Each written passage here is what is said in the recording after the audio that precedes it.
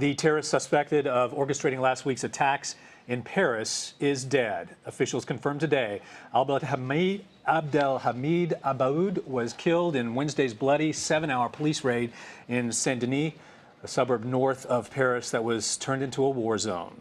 His body was so riddled with bullets that it took nearly a day for experts to confirm his identity. At least one other person was killed in that raid, and 8 were arrested. Jonathan Vigliotti is in Paris now with the latest. Jonathan, hello.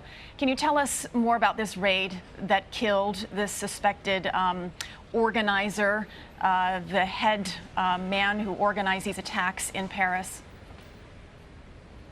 Yeah, Abdelhamid Abbaoud. The plans for this raid, the blueprints, were carefully drafted by police. Officials say they knew Abbaoud was hiding out inside based on text messages and based on eyewitness accounts. We also know that police expected to have a heavy presence of gunfire and explosions when they arrived. And of course, that is exactly what happened and unfolded when police arrived in Saint-Denis earlier that morning yesterday. We arrived about 2 hours later after all of this initially started, and there were still at that point hundreds of police officers and troops on the ground. There was still an active raid 2 hours later still underway along with that standoff. When all was said and done, we're talking about 5,000 rounds of ammunition that police say they fired. And of course, there was this female suicide bomber that blew herself up, and now another suspect inside that apartment building that was shot and killed by snipers. Now this afternoon, we are finally learning the identity